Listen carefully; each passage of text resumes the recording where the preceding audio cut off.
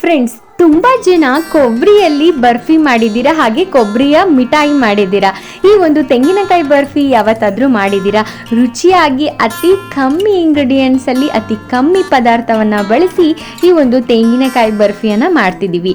So ಇವತ್ತಿನ recipe ಇದಾಗಿದೆ. ಹಾಗೆ ಈ ರೆಸಿಪಿನ ನಾನು ಹೇಗೆಲ್ಲ ಮಾಡಿದೆ, ಇದಕ್ಕೆ ಏನೆಲ್ಲ ಕಮ್ಮಿ ಇಂಗ್ರೀಡಿಯೆಂಟ್ಸ್ ಯೂಸ್ ಮಾಡಿದ್ದೀನಿ, ಇವತ್ತಿನ ವಿಡಿಯೋ ಸ್ಟಾರ್ಟ್ ಮಾಡೋಣ ಬನ್ನಿ.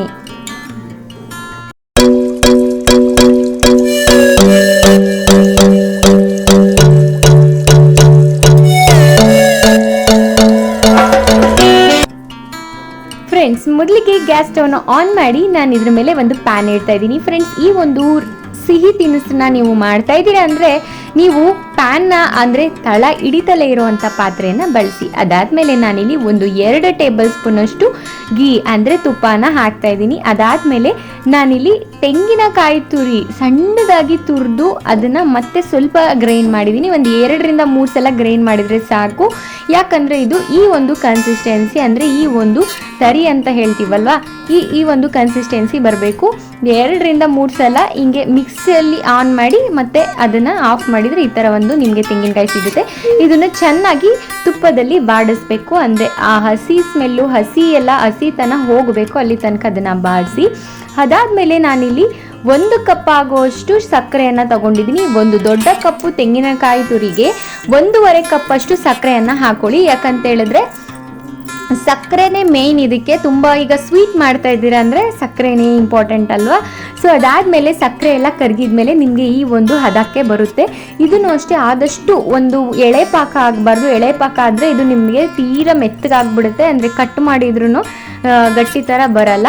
ಸೊ ಅದಾದಮೇಲೆ ಇದನ್ನು ಬೇಯಿಸ್ಕೊಳ್ಳಿ ಲೋ ಫ್ಲೇಮಲ್ಲಿ, ಅತಿ ಲೋ ಫ್ಲೇಮಲ್ಲಿ ಇದನ್ನು ಹುರಿಬೇಕು, ಚೆನ್ನಾಗಿ ಬಾಡಿಸ್ಬೇಕು. ಅದಾದಮೇಲೆ ಇದಕ್ಕೆ ಸ್ವಲ್ಪ ಏಲಕ್ಕಿ ಪೌಡ್ರನ್ನ ಆ್ಯಡ್ ಮಾಡೋಣ. ಏಲಕ್ಕಿ ಪೌಡ್ರು ನೀವು ಆ್ಯಡ್ ಮಾಡಬೇಕು ಅಂತ ಹೇಳಿದ್ರೆ ಚೆನ್ನಾಗಿ ಅದನ್ನು ಕುಟ್ಟಿ ಪುಡಿ ಮಾಡಿರಬೇಕು, ದಪ್ಪ ಇರಬಾರ್ದು ಏಲಕ್ಕಿ ಪೌಡರು. ಸೊ ಅದನ್ನು ಆ್ಯಡ್ ಮಾಡಿದ್ಮೇಲೆ ಚೆನ್ನಾಗಿ ಫ್ರೈ ಮಾಡ್ಕೊಳ್ಳಿ. ಅದಾದಮೇಲೆ ಒಂದು ಸ್ಟೀಲ್ ತಟ್ಟೆನೋ ಅಥವಾ ಬಟ್ಲು ನಿಮಗೆ ಯಾವ ಶೇಪ್ ಬೇಕೋ ಆ ಶೇಪಲ್ಲಿ ಇದನ್ನು ಮಾಡ್ಕೋಬೋದು. ನಾನಿಲ್ಲಿ ಒಂದು ಸ್ಟೀಲ್ ತಟ್ಟೆ ತೊಗೊಂಡು ಅದಕ್ಕೆ ತುಪ್ಪನ ಸವರ್ತಾ ಇದ್ದೀನಿ. ಸೊ ತುಪ್ಪ ಸವರಾದ್ಮೇಲೆ ನಾವು ಮಾಡಿಟ್ಕೊಂಡಿದ್ದೀವಲ್ವ ಆ ಒಂದು ಮಿಕ್ಸ್ಚರ್ನ ಇದಕ್ಕೆ ಹಾಕ್ಕೊಳ್ಳೋಣ. ಫ್ರೆಂಡ್ಸ್, ಇದು ಬಿಸಿಯಾಗಿದ್ದಾಗಲೇ ಇದಕ್ಕೆ ಟ್ರಾನ್ಸ್ಫರ್ ಮಾಡಿಬಿಡ್ಬೇಕು ನೀವು. ಅದಾದಮೇಲೆ ನೀಟಾಗಿ ಎಲ್ಲ ಕಡೆ ಅದನ್ನು ಕವರ್ ಮಾಡಿ, ಅಂದರೆ ಆ ತಟ್ಟೆಗೆ ಫುಲ್ಲು ಎಲ್ಲ ಕಡೆ ಹರಡಬೇಕು, ಅಲ್ಲಿ ತನಕ ಅದನ್ನು ಕವರ್ ಮಾಡಿ.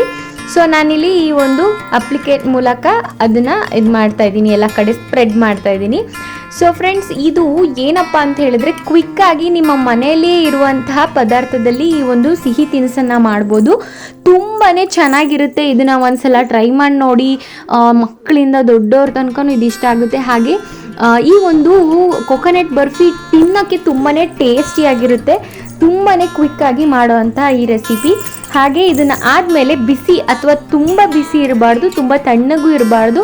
ಆ ಒಂದು ಹದಕ್ಕಿದ್ದಾಗ ಇದನ್ನು ನಿಮಗೆ ಯಾವ ಶೇಪ್ ಬೇಕು, ಟ್ರಯಾಂಗಲ್ ಶೇಪ್ ಬೇಕಾ ಅಥವಾ ಈ ಒಂದು ತ್ರಿಭುಜಾಕಾರದಲ್ಲೂ ಕಟ್ ಮಾಡ್ತೀವಿ ಇದನ್ನು, ಆ ಥರ ಬೇಕಾ ಅಥವಾ ಒಂದು ಏನೋ ಹೇಳ್ತೀವಿ ರೌಂಡ್ ಶೇಪಿಗೆ ಬೇಕಾ, ಆ ಥರ ನಿಮ್ಗೆ ಯಾವ ಶೇಪಿಗೆ ಬೇಕೋ ಆ ಥರ ಶೇಪ್ ಕಟ್ ಮಾಡಿ. ನಾನಿಲ್ಲಿ ಈ ಒಂದು ಚೌಕಾಕಾರಕ್ಕೆ ಕಟ್ ಮಾಡ್ತಾ ಇದ್ದೀನಿ. ಇದು ಸ್ವಲ್ಪ ತೀರಾ ಬಿಸಿನೂ ಇಲ್ಲ, ತೀರಾ ತಣ್ಣಗೂ ಆಗಿಲ್ಲ, ಆ ಒಂದು ಕನ್ಸಿಸ್ಟೆನ್ಸಿ ಆ ಒಂದು ಹದದಲ್ಲಿದೆ. ಆವಾಗಲೇ ನಾನು ಅದನ್ನು ಕಟ್ ಮಾಡ್ತಾಯಿದ್ದೀನಿ. ಅದಾದಮೇಲೆ ಮೇಲ್ಗಡೆ ಸ್ವಲ್ಪ ಗಾರ್ನಿಷಿಗೆ ನಾನಿಲ್ಲಿ ಹಾಗೆ ರುಚಿಗೆ ಸ್ವಲ್ಪ ದ್ರಾಕ್ಷಿಯನ್ನು ಯೂಸ್ ಮಾಡ್ತಾಯಿದ್ದೀನಿ.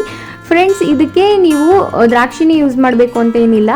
ಸೊ ಇದನ್ನು ಯಾವುದು ಡ್ರೈ ಫ್ರೂಟ್ಸ್ ಬೇಕಾದರೂ ಇಟ್ಕೋಬೋದು. ಅದಾದಮೇಲೆ ಇದನ್ನು ಒಂದು 3-4 ಗಂಟೆ ಅಥವಾ ಮಿನಿಮಮ್ ಅಂದರೆ ಒಂದು 2 ಅವರ್ಸ್ ಆದರೂ ತಣ್ಣಗಾಗಕ್ಕೆ ಬಿಡಬೇಕು. ಅದಾದಮೇಲೆ ಕಟ್ ಮಾಡಿದ್ದೀರಲ್ವಾ, ಸೊ ಅದನ್ನು ನೀಟಾಗಿ ಒಂದು ಕಡೆಯಿಂದ ತೆಗೆದ್ರೆ ಈ ಒಂದು ಹದವಾಗಿರುವಂತಹ ತೆಂಗಿನಕಾಯಿಯ ಬರ್ಫಿ ರೆಡಿ.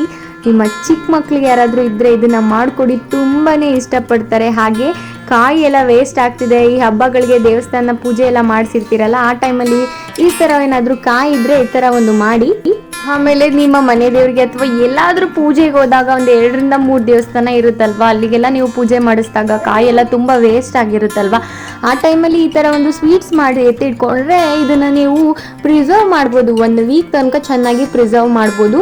ಸೊ ಫ್ರಿಡ್ಜ್ ಇರೋರು 1 ಮಂತ್ ತನಕನೇ ಯೂಸ್ ಮಾಡ್ಬೋದು, ಅಂದರೆ ಪ್ರಿಸರ್ವ್ ಮಾಡ್ಬೋದು.